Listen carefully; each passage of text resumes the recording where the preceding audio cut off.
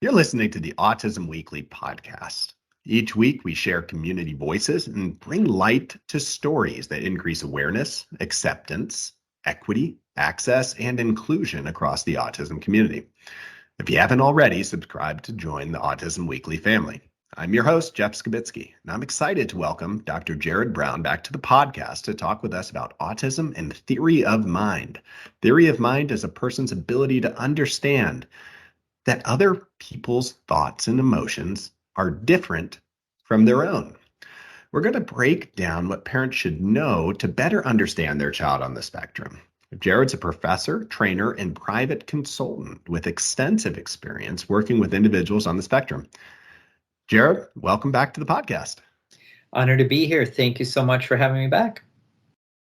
So I would like to start today's episode with just an understanding. So we're celebrating World Autism Month, and I know that we're going to get into theory of mind, but to kick us off, what do you wish the world knew about autism as it pertains to theory of mind? It is a core universal deficit among people with autism. Everything I know about autism, if someone's diagnosed with autism, they are going to have some level of theory of mind deficits. It should be a core component to intervention, treatment, and screening. I think it should be really weaved into the fabric of how we understand, approach, communicate with people on the spectrum. Since learning about this topic, it's really helped me have a much better understanding of why people do the things they do.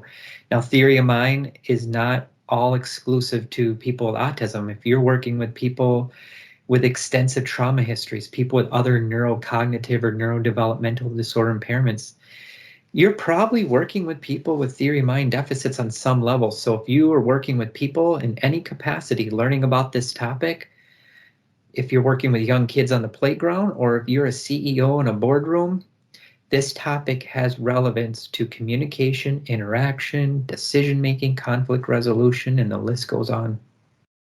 So if you were to sit down with a family and really break down in their language what theory of mind actually is, and maybe it's putting it into those milestones that we all can kind of see within our own child, is what is theory of mind? How does that look for a 2-year-old, for a 6-year-old, for a 13-year-old? Maybe you can give us some of that background so we can be on the same page as we go through this.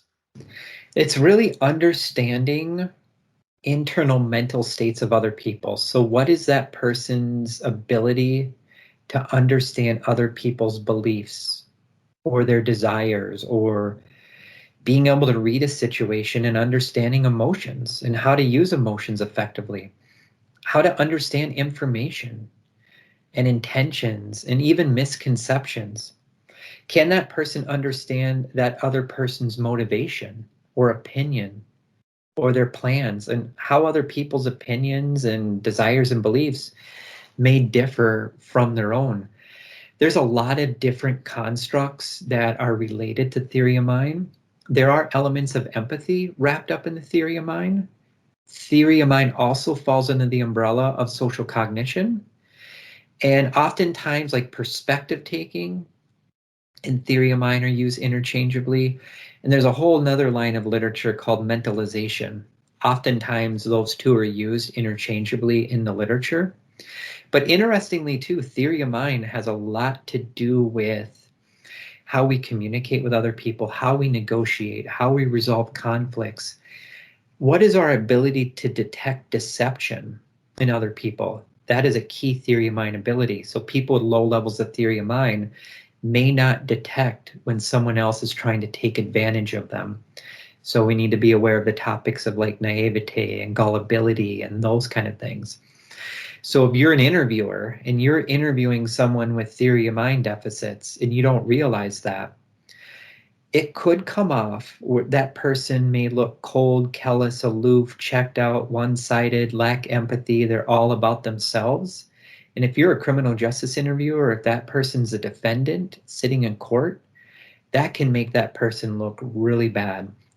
Once you understand this topic, I think you're in a much better position to understand why people may have those reactions the way they do. Here's one thing I'll say too, Jeff, is that you look at this literature, there's many benefits associated with having really good, solid theory of mind, but in some cases, some people may use advanced theory of mind for the bad.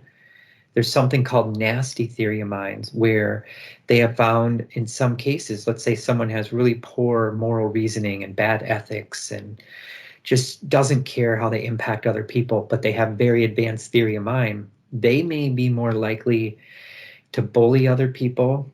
They might be the ringleader in like a cult or a gang where they know how to say the right things and pull the strings of other people. By no means am I saying people on the autism spectrum do that, because typically they have lower levels of theory of mind, but it's just something that folks need to be aware of. Just because you have advanced theory of mind doesn't mean it always is a good thing too, depending on how people use it.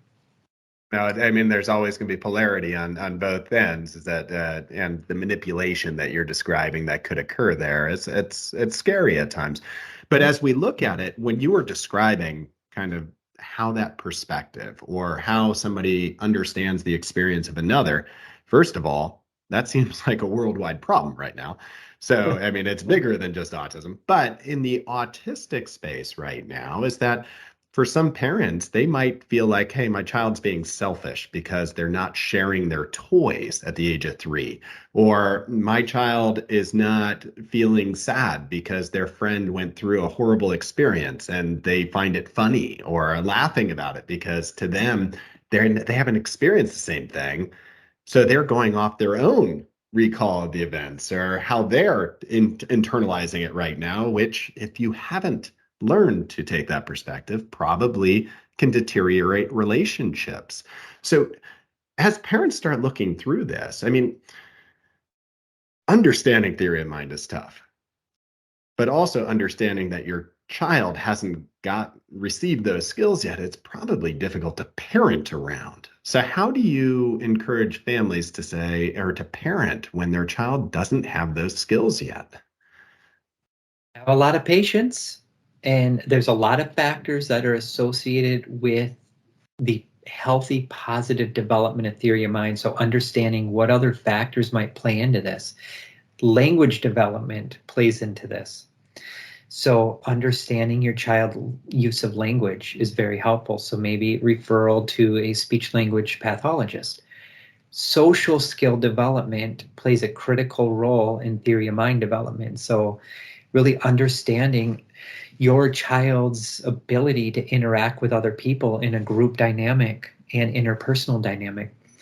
Understanding humor processing, telling jokes appropriately, understanding jokes are all critical components of theory of mind. How someone makes a friend, how they read that social situation to really realize if that's a healthy friend versus an unhealthy friend, big component of theory of mind. Executive function and theory of mind are not the same thing, but they develop simultaneously. And oftentimes when there's deficits in one area, they may have deficits in another. So understanding executive function, that's the CEO of the brain, relates to working memory, inhibition, cognitive flexibility, abstract reasoning. Theory of mind development also relates to academic development. So there's a lot of things we need to be aware of. If you're a parent or a professional, if a couple red flag indicators I think you'd want to be on the lookout for to determine that this person's probably dealing with some level of theory of mind deficits.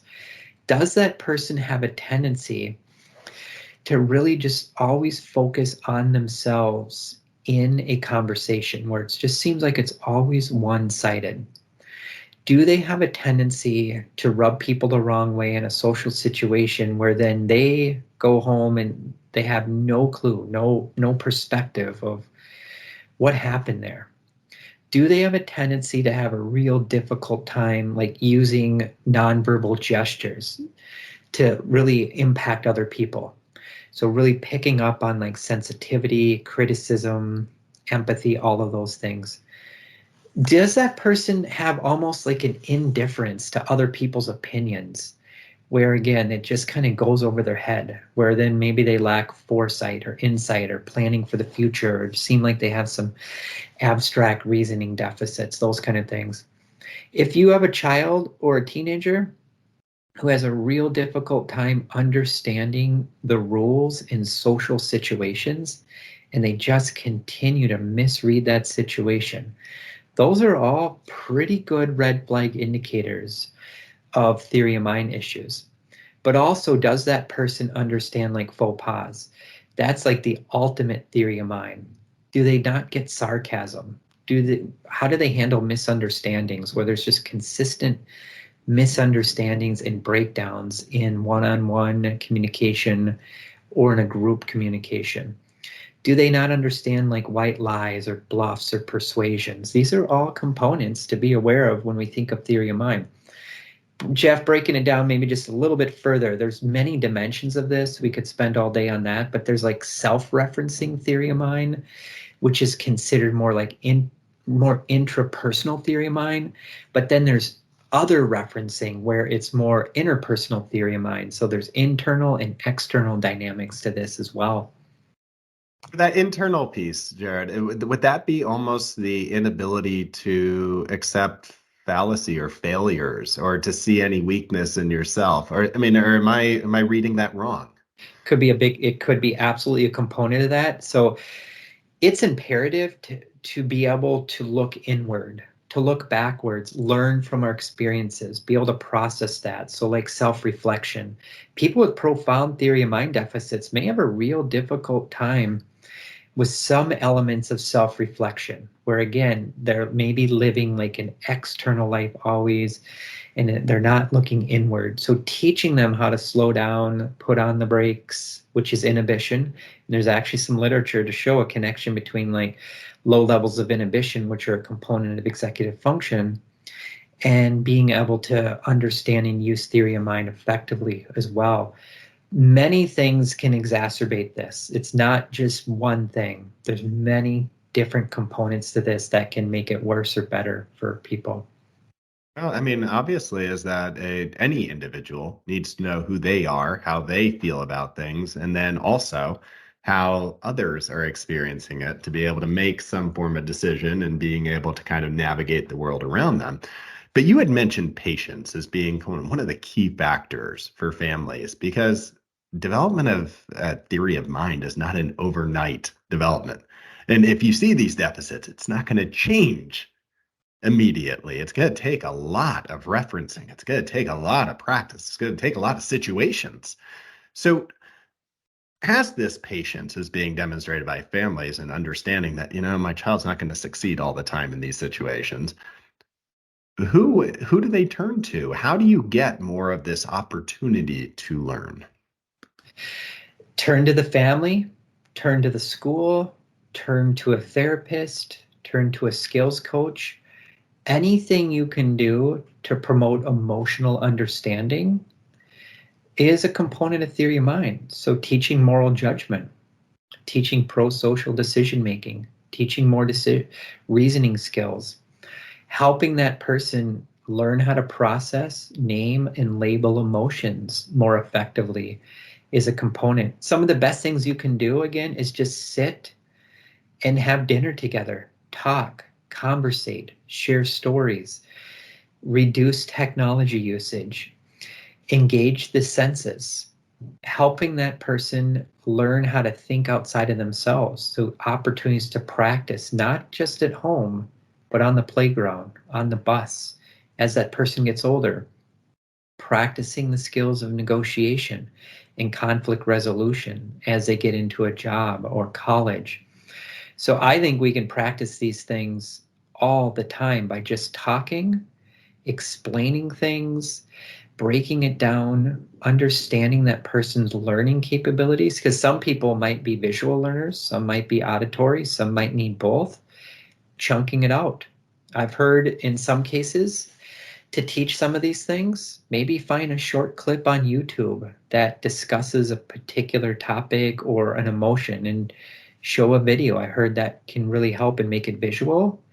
Stop it every little bit. Talk about it with the individual. What did you see here? What did you experience? What did you feel? Art therapy, music-based approaches, just helping that person be more attuned to their senses and emotions can be very, very helpful.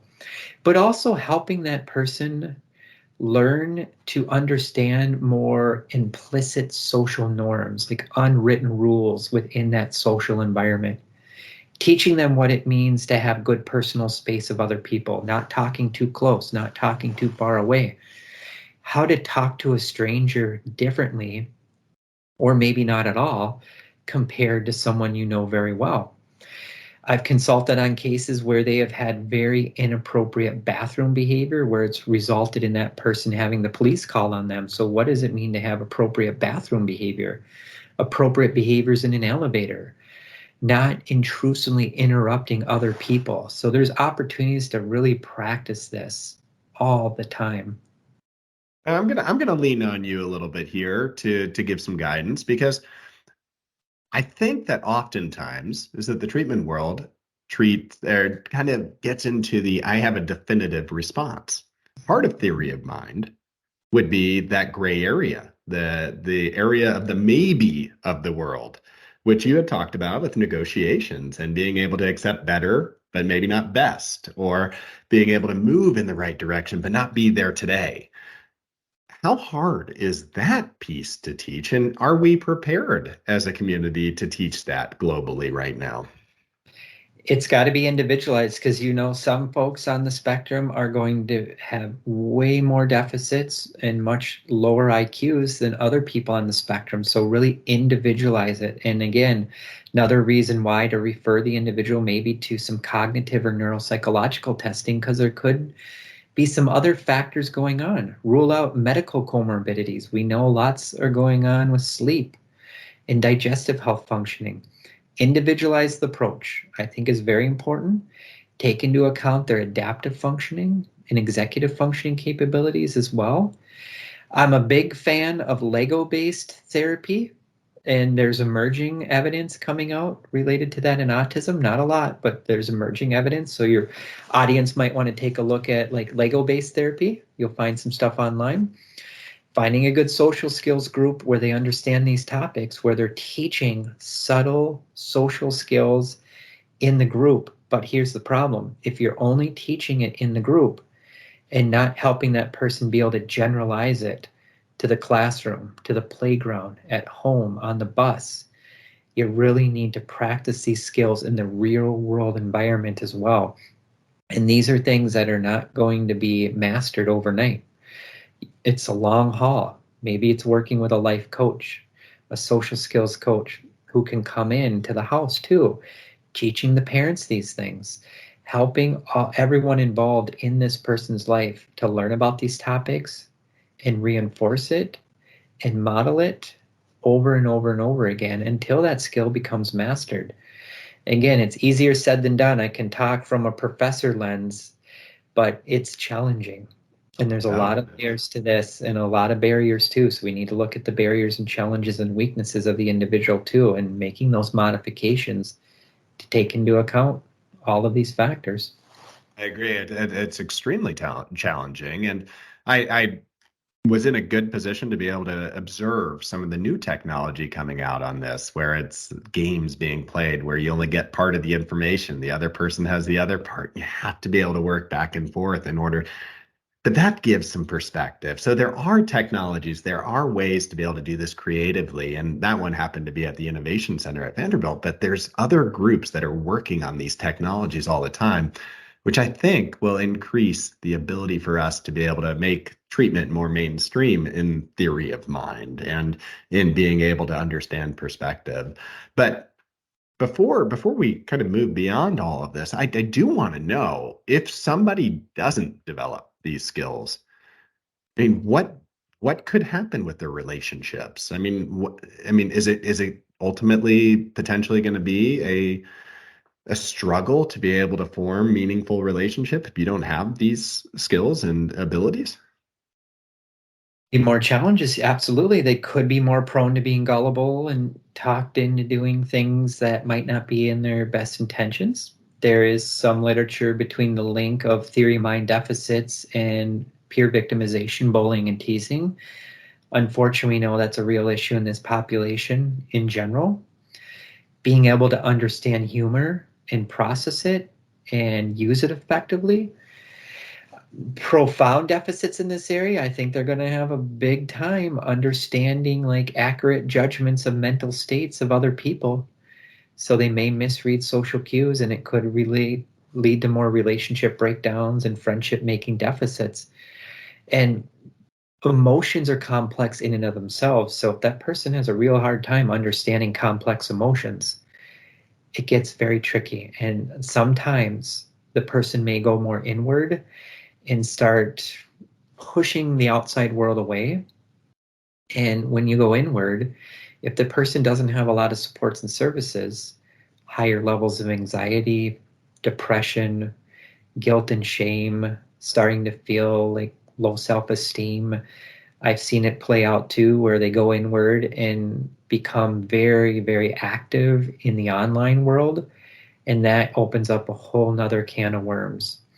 But I do think, regardless of the person, these things can be taught. I'm not saying it's going to get 100% better, but it can absolutely get better on some level. So never lose hope, even if you're working with adults.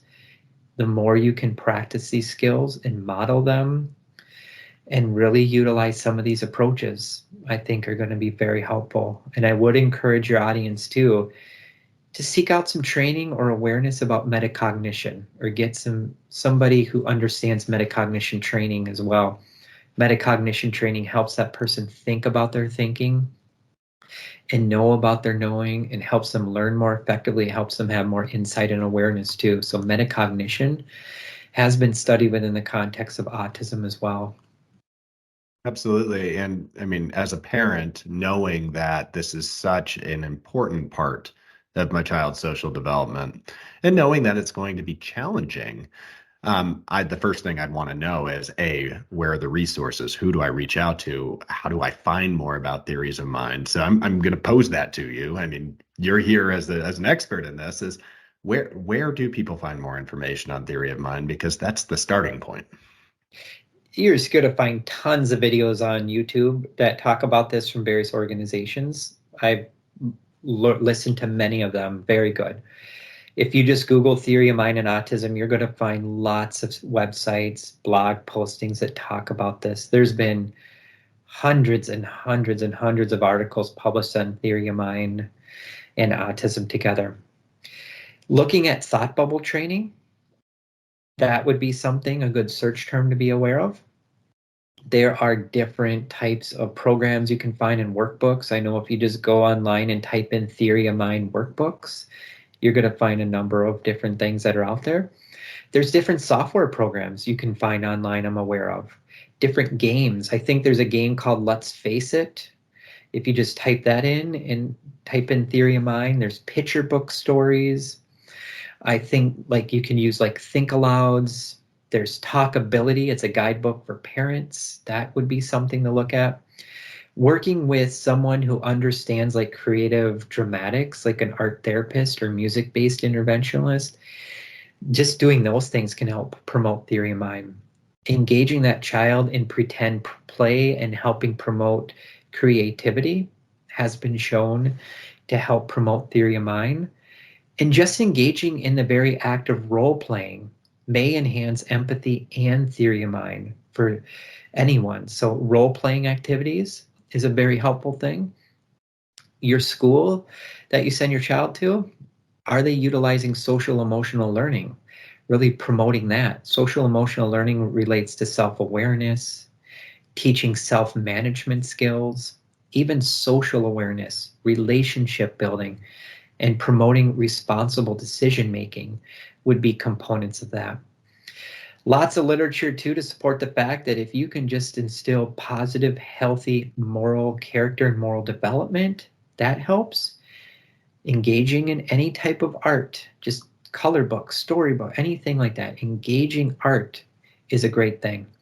Reading to your child, getting them to think about their thinking, getting them to learn, getting them motivated to learn new things is a really helpful thing. And just the act of reading, being around animals has been shown to be very helpful too, like equine assisted therapy, working with like a specialist who understands those dynamics. Maybe it's therapeutic gardening, getting outside and gardening. Maybe it's drum-based interventions. There's a million things we can do to promote these kind of things and enhance overall child development, in my opinion, too.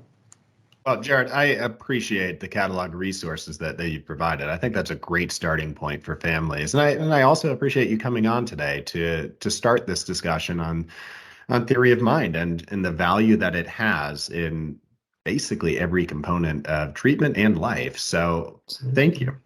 You're welcome. And thank you so much for the opportunity. Thank you for listening to Autism Weekly. We hope you tune back in next week to learn more about autism in the real world.